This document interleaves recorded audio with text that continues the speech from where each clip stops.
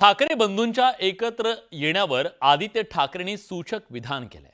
News 18 लोकमतच्या समृद्ध महाराष्ट्र या विशेष कार्यक्रमात आदित्य ठाकरेंनी महाराष्ट्राच्या मनात जे आहे तेच होईल असं सांगत पुढील घडामोडी सुतोवाच केलाय।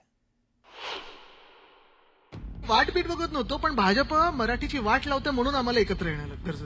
लोकांना काय महत्वाचं आहे, मला वाटतं हेच आम्हाला वंदनीय हिंदू सम्राट बाळासाहेब ठाकरेंनी शिकवण दिलेली आहे, तीच आम्ही पाळू। लोकांच्या जे मनात असेल ते होईल। न्यूज 18 लोकमतच्या समृद्ध महाराष्ट्र कार्यक्रमात राज्यात आगामी काळात राजकारणात कोणती नवी समीकरणं जुळून येणार आहेत हे स्पष्ट झालंय। लोकांच्या जे मनात असेल ते होईल। समृद्ध महाराष्ट्र कार्यक्रमात सहभागी झालेल्या नेत्यांनी सध्याच्या राजकारणावरती प्रतिक्रिया देत असतानाच भविष्यात राज्याची प्रगती कशी होईल हेही सविस्तराने सांगितलं।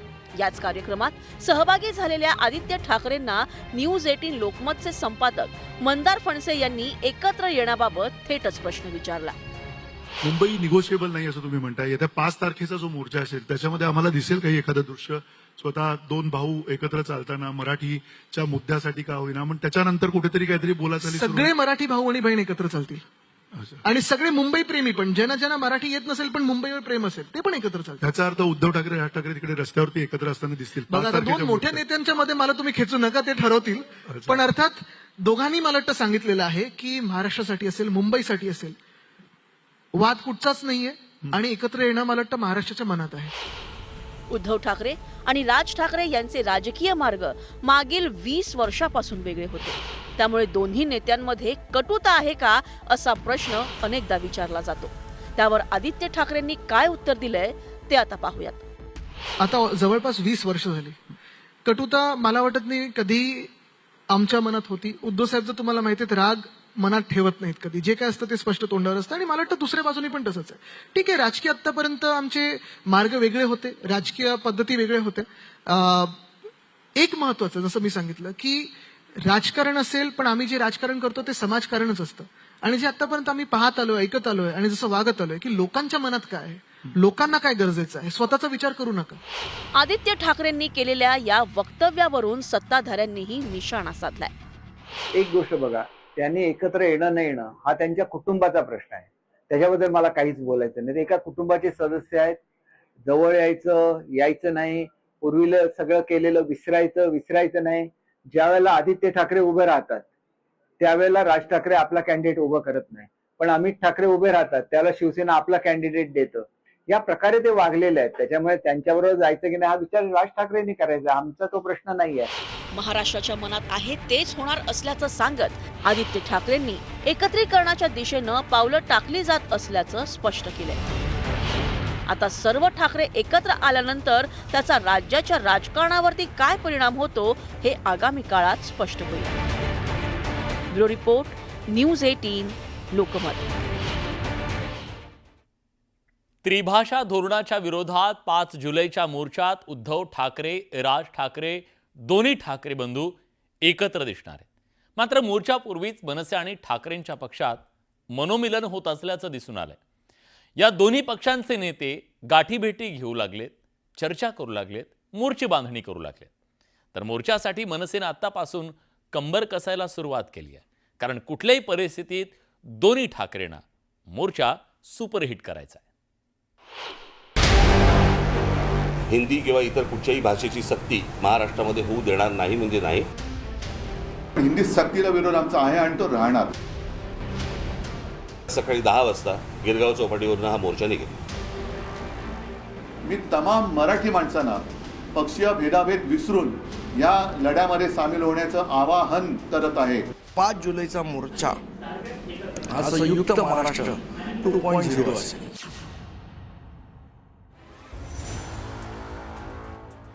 वरळी विधानसभेच्या आखाड्यात एकमेकांसोबत 2 हात केलेले कट्टर राजकीय विरोधक आमदार आदित्य ठाकरे आणि मनसेचे मुंबई अध्यक्ष संदीप देशपांडे यांचं हस्तांदोलन बरंच बोलकं आहे। निमित्त होतं न्यूज 18 लोकमतच्या समृद्ध महाराष्ट्र कॉन्क्लेव्हचं। आदित्य ठाकरे व्यासपीठावरून खाली उतरले तेव्हा समोर मनसेचे मुंबई अध्यक्ष संदीप देशपांडे समोर होते। दोघांनी एकमेकांसोबत असं काही हस्तांदोलन केलं की हे मनोमिलन दिलसे वाटलं। त्यामुळे अनेकांच्या भुवयाही उंचावल्या. ठाकरेंच्या शिवसेनेसोबतच्या संभाव्य युतीची चर्चा सुरू असताना हेच संदीप देशपांडे काहीशे आक्रमक भूमिका घेत होते. पण राज ठाकरेंच्या मराठी मोर्चाला ठाकरेंच्या शिवसेनेनं पाठिंबा दिल्यावर त्यांचा नूर बदलल्याचं पाहायला मिळालं. असं काही वितुष्ट नाही आहे, राजकीय मतभेद असतात, पण काही आमचे मनभेद वगैरे नाही आहेत. त्यामुळे एकमेकांच्या समोर आलो की आम्ही नेहमी बोलतो, तसंच आज बोललो. राज ठाकरे आणि उद्धव ठाकरे आम्हाला गिरगाव चौपाटी ते आझाद मैदान इथल्या मधल्या कुठल्या पॅचमध्ये एकत्रित चालताना दिसतील महाराष्ट्रासाठी, मराठी माणसासाठी? पॅचमध्ये कशाला, संपूर्ण चालतील. मधल्या पॅचमध्ये कशाला, संपूर्ण चालतील ना. पूर्ण गिरगाव चौपाटी ते आझाद मैदान चालतील. 2 ठाकरे मराठीच्या मुद्द्यावर एकत्र येणार हे पक्क झालंय. त्याचवेळी ठाकरेंच्या शिवसेनेचे आमदार वरुण सरदेसाई आणि संदीप देशपांडे यांनी 5 जुलैच्या मोर्चाची मोर्चे बांधणी एकत्रितपणे केली. एका हॉटेलमधल्या टेबलवर दोन्ही नेत्यांमध्ये खमंग चर्चाही रंगली. त्यामुळे मनसे आणि ठाकरेंच्या शिवसेनेतल्या नेत्यांची वाढती जवळीक डोळ्यात भरणारी होती. 6 तारखेला एक मोर्चा निघेल, 7ला एक निघेल, याच्यापेक्षा एकाच विषयाकरता एकत्रित एक भव्य दिव्य मोर्चा निघावा असं दोन्ही पक्षाच्या वरिष्ठ नेत्यांमध्ये चर्चा झाली. आणि मग 5 तारीख ठरली. 5 तारीख ठरल्यानंतर आज संजय राऊत साहेबांनी तसं ट्विट केलं. मग ट्विट केल्यानंतर एकदा ते उघड केल्यानंतर मग आता आम्हाला उघड भेटायला काय हरकत आहे, म्हणून आम्ही सुद्धा आज भेटलेलो आहोत.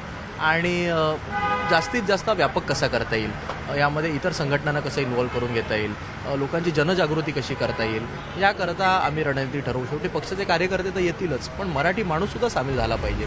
महाराष्ट्राच्या हितासाठी प्रादेशिक पक्षांनी राष्ट्रीय पक्षांच्या वळचणीला न जाता एकत्र यावं, भूतकाळातल्या चुका टाळाव्यात असं आवाहन मनसेचे नेते संदीप देशपांडेंनी केलं. त्यामुळे मनसेच्या मनात काय सुरू आहे याचा अंदाज येऊ शकतो.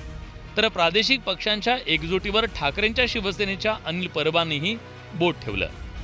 1947 सालापासून जेव्हा भारताला स्वातंत्र्य मिळालं तेव्हापासून भारतीय झालो, पण मी मराठी कधीपासून आहे, मी 6व्या शतकापासून मराठी आहे.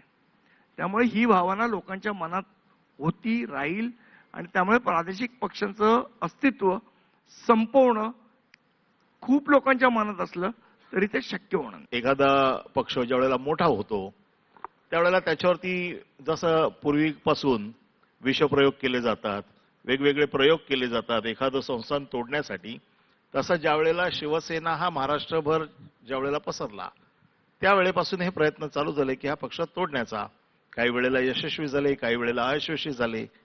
आणि ही काही शकलं जी केली गेली ती परत जरी जोडली गेली नाही आणि त्यांनी जरी स्वतःचं अस्तित्व ठेवलं तरी काही मुद्द्यावरती ते एकत्र आलेले आहेत.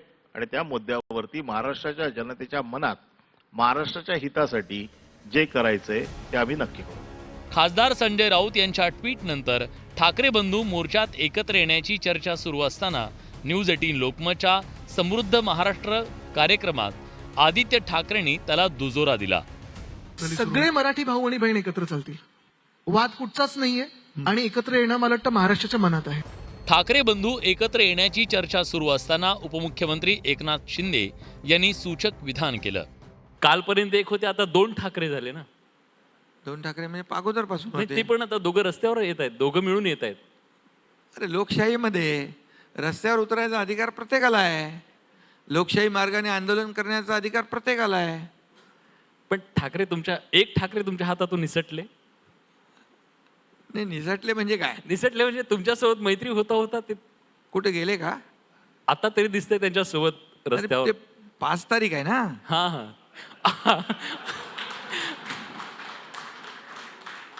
म्हणजे ब्रेकला 5 जुलै आहे ना, ब्रेक लागू शकतो. नाही मी ते म्हणालो नाही.